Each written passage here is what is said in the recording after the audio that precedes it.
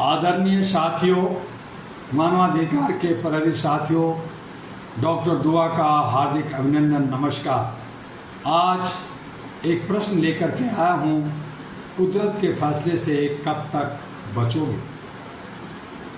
ऐसा सवाल जिसका जवाब केवल नेताओं को नहीं देना, सिर्फ अधिकारियों को नहीं देना, सिर्फ व्यवस्था को नहीं देना, इस सवाल का जवाब हम सबको देना है। और वो सवाल है, कुदरत के फैसले से कब तक बचोगे? क्योंकि कुदरत की अदालत में कोई दर्शक नहीं होता, वहाँ हर इंसान अपने कर्मों का पक्षकार होता है। साथियों, सत्ता की अदालत और कुदरत की अदालत में फ़र्क है। सत्ता की अदालत में प्रभाव चल सकता है, कानूनी प्रक्रिया में समय लग सकता है, फाइलें रुक सकती है, जांचें लंबी हो सकती है, सच को दबाने की कोशिश हो सकती है, गवाहों को प्रभावित करने की कोशिश हो सकती है। लेकिन कुदरत की अदालत में न फाइल दबती है, न फैसला खरीदा जाता है। कुदरत किसी से नहीं पूछती तुम मंत्री थे या मजदूर, तुम अमीर थे या गरीब, तुम बड़े अधिकारी थे या सामान्य नागरिक, तुम्हारे पास करोड़ों रुपये थे या जेब खाली थी। कुदरत का एक ही सवाल होता है, तुमने किया क्या?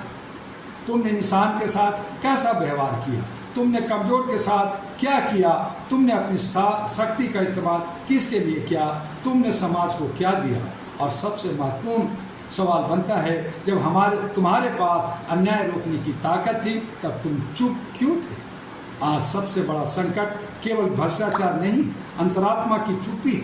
मेरे दोस्तों, भ्रष्टाचार से बड़ा खतरा तब पैदा होता है जब भ्रष्टाचार देखकर समाज कहता है हमें क्या लेना देना। अन्याय से बड़ा खतरा तब पैदा होता है जब अन्याय देखकर हम कहते हैं किसी और के साथ हो रहा है।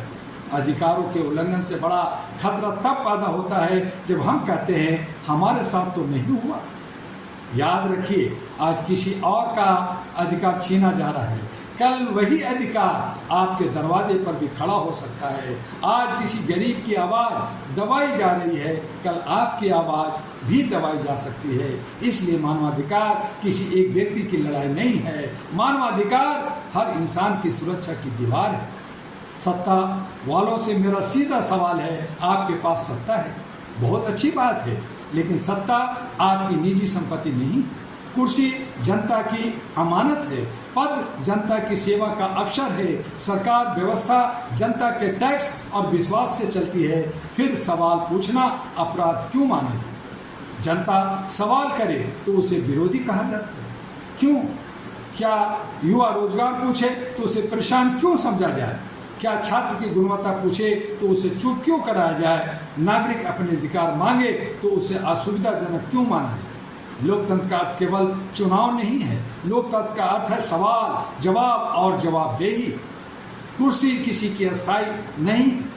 आज कुर्सी आपकी, कल कुर्सी और की होगी। आज आपका नाम अखबार में है, कल कोई और का होगा। आज आपके पास सुरक्षा है, कल शायद आपके अकेले होंगे। आज लोग आपके सामने खड़े होकर सलाम ठोक रहे हैं, लेकिन समय का पहिया घूमता है और जब सत्ता चली जाती है तब अक्सर इंसान आसपास की भीड़ भी चली जाती है और आप अकेले होते हैं। तब बचता है आपका चरित्र, बचते हैं आपके कर्म, बचती है आपकी बनाई हुई विरासत और बचती है लोगों की याद। इसलिए सत्ता में रहते हुए यह मत पूछिए मैं कितना शक्तिशाली हूँ, पूछिए मेरी शक्ति से कितने कमज़ोर लोगों को न्याय मिला। धन वालों से भी सवाल है, धन कमाना अपराध नहीं, सफल होना अपराध नहीं, समृद्ध होना अपराध नहीं, लेकिन धन को इंसान से बड़ा समझना निश्चित रूप से खतरनाक है। आप करोड़ों कमा सकते हैं, महल बना सकते हैं, सुरक्षा रख सकते हैं, महंगी गाड़ियाँ खरीद सकते हैं, लेकिन कुदरत से सुरक्षा नहीं खरीद सकते, समय नहीं खरीद सकते, सम्मान नहीं खरीद सकते, सच्ची दुआ नहीं खरीद सकते, और सबसे महत्वपूर्ण अच्छे कर्मों का विकल्प नहीं खरीद सकते। और विपक्ष से भी मेरा सवाल है, सिर्फ सत्ता में बैठना ही जवाबदेही का विषय नहीं है। जो सत्ता से बाहर है वो भी जनता के प्रति जवाबदेह हो। विपक्ष का काम केवल सत्ता की आलोचना करना नहीं, विपक्ष का काम विकल्पित रास्ता दिखाना भी है। जनता को केवल नारों की जरूरत नहीं, जनता को समाधान चाहिए। जनता को केवल आरोप नहीं, जनता को जवाब चाहिए। जनता को केवल राजनीतिक तमाशा नहीं, जनता को बेहतर शासन चाहिए। इसलिए सत्ता हो या विपक्ष, जनता से ऊपर कोई नहीं। अहरा यानी all India human rights association केवल एक नाम नहीं है, अहरा एक विचार है, एक प्रतिबद्धता है, एक आवाज़ है, और वह आवाज़ कहती है मानव गरिमा से समझौता नहीं हो। किसी इंसान के अधिकार केवल इसलिए छोटे नहीं हो सकते कि वह गरीब है। किसी नागरिक की आवाज़ केवल इसलिए कमज़ोर नहीं हो सकते कि उसके पास राजनीतिक प्रभाव नहीं है। किसी बच्चे का भविष्य केवल इसलिए खराब नहीं होना चाहिए कि उसके परिवार के पास पैसा नहीं है। किसी महिला की सुरक्षा केवल भाषण का विषय नहीं हो सकती। किसी युवा का भविष्य केवल चुनावी घोषणा पत्र का वादा नहीं हो सकता, और किसी नागरिक को केवल इसलिए चुप नहीं कराया जा सकता कि उसका सवाल सत्ता को पसंद नहीं आया। अहरा यानी all India human rights association, AHRA global का संदेश स्पष्ट है। मानवाधिकार किसी सरकार की कृपा नहीं, मानव गरिमा का मूल आधार है। कुदरत सब देखती है। हम कैमरे से बच सकते हैं, गवाह से बच सकते हैं, कागज से बच सकते हैं, कानूनी प्रक्रिया से लंबा कर सकते हैं, लेकिन अपने कर्मों से नहीं बच सकते। आप दूसरों को धोखा दे सकते हैं, अपने आप को भी कुछ समय तक धोखा दे सकते हैं, लेकिन अंतरात्मा को हमेशा धोखा नहीं दिया जा सकता। और कुदरत का नियम है, हर कर्म का कोई ना कोई परिणाम होता है, कभी तुम, कभी तुरंत, कभी देर से, कभी व्यक्ति के रूप में, कभी समाज के रूप में, कभी इतिहास के रूप में। इतिहास भी कुदरत का एक आईना है। दोस्तों, कितने राजा आए और चले गए, कितने शासक आए और चले गए, कितने साम्राज्य बने और मिट गए, कितने शक्तिशाली लोग आए और इतिहास के पन्नों में नाम रह गया, लेकिन इतिहास ने यह तय किया कि कौन याद रखा जाए, जिसने इंसानियत के लिए काम किया, और कौन भुला दिया गया, जिसने शक्ति का दुरुपयोग किया। इसके लिए सवाल यह नहीं कि आप कितने साल सत्ता में रहे, सवाल यह है आपने उन वर्षों में क्या किया।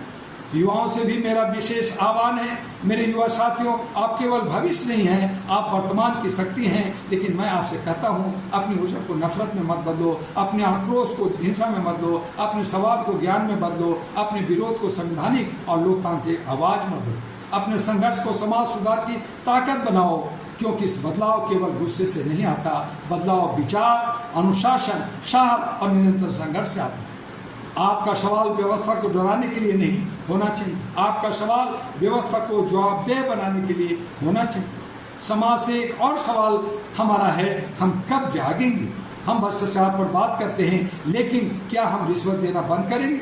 हम अन्याय की आलोचना करते हैं, लेकिन क्या हम अपने आसपास होने वाले छोटे अन्याय के खिलाफ आवाज़ उठाएंगे? हम नेताओं को दोष देते हैं, लेकिन क्या हम अपने वोट की कीमत समझेंगे?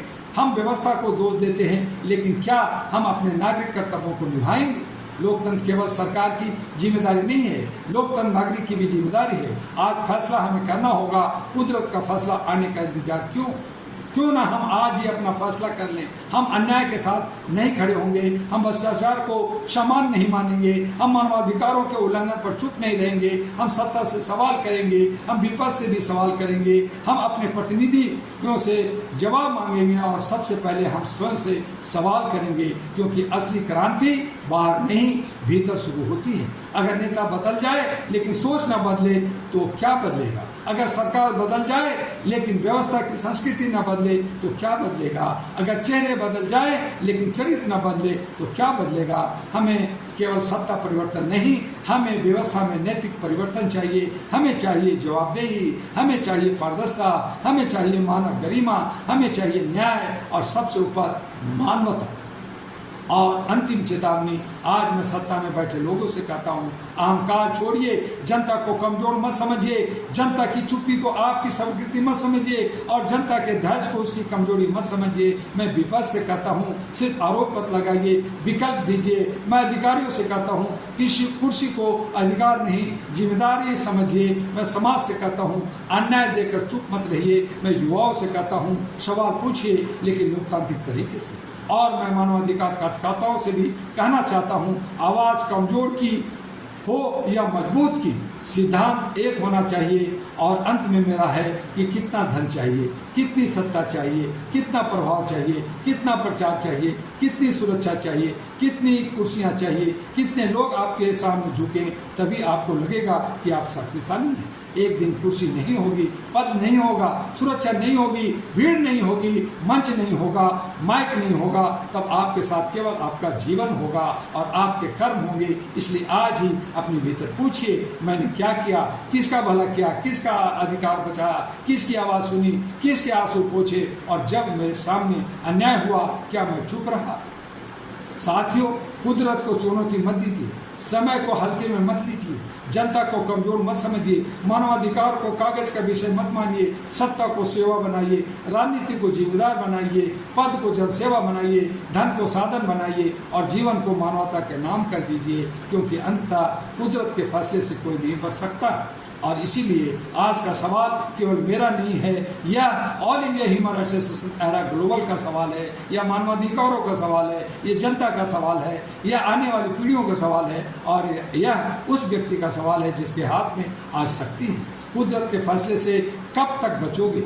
समय रहते संभल जाओ, क्योंकि कुदरत की अदालत में न पद चलता है न पैसा, वहाँ केवल कर्म बोलते हैं। और इन्हीं शब्दों के साथ जय मानवता, जय मानवाधिकार, जय भारत बोलूँगा। और साथ में आपसे अनुरोध, एरा ग्लोबल और HRTV एरा को लाइक, सब्सक्राइब, फॉरवर्ड करना ना भूलें। और एहरा के बारे में जानने के लिए www.ehraglobal.org पे जाकर जानकारी हासिल करें और मानवता के लिए, मानवीय मूल्यों के लिए काम करने के लिए एहरा के साथ जुड़ें। ये डॉक्टर दुआ का आपसे अनुरोध है।